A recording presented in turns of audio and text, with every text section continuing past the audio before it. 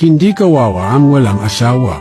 Ang kawawa yung may asawa ka na pero hindi pinaparamdam sa'yo na asawa ka. Ito ang masasabi ko sa quote na yan. Tama yan, kahugot. Hindi naman kawawa ang mga taong walang asawa. Ang mas nakakalungkot na sitwasyon ay yung may asawa ka na pero hindi ka naman itinuturing o pinaparamdam na ikaw ay asawa nila. Isipin mo, kahugot, yung iba akala nila kapag ikaw ay walang asawa para bang may kulang sa buhay mo. Pero hindi ba? Hindi naman lahat ng kaligayahan ay nakasalalay sa pagkakaroon ng asawa. Maraming tao ang masaya at kumpleto kahit na sila ay single. Sa kabilang banda, may mga taong kasal na pero parang hindi naman nila nararamdaman na sila ay bahagi ng isang tunay na relasyon. Yung tipong, andyan na yung asawa mo pero hindi mo maramdaman yung pagmamahal, suporta at pagkalinga na inaasahan mo sa isang kasal. Napakahirap ng ganitong sitwasyon. Yung araw-araw, kasama mo ang iyong asawa pero parang hindi ka naman niya nakikita o pinapahalagahan. Para kang invisible sa loob ng sarili mong tahanan.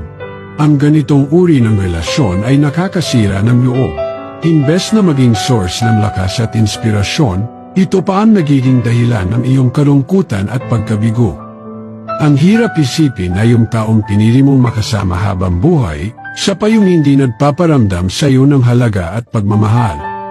Pero kahugot, hindi ito nangangahulugan na kailangan mong manatili sa ganitong sitwasyon.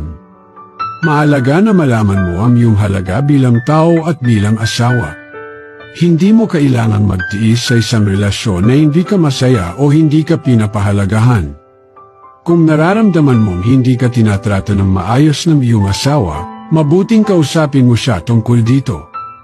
Mahalaga ang komunikasyon sa anumang relasyon. Baka sa pamamagitan ng pag-uusap, maaari ninyong ayusin ang mga bagay at muling mahanap ang saya sa inyong pagsasama. At kung hindi na talaga maayos, huwag kang matakot na gumawa ng mga hakbang para sa iyong sariling kaligayahan. Tandaan, mas mabuti ng mag-isa at masaya kaysa may kasama nga pero hindi ka naman masaya. Kaya kahugot, huwag mong isipin na kawawa ka kung wala kang asawa. Ang mahalaga ay kung paano mo pinapahalagahan at minamahal ang iyong sarili, kasama man o wala ang iba. Salamat sa patuloy na panonood at sana'y meron kang natutunan.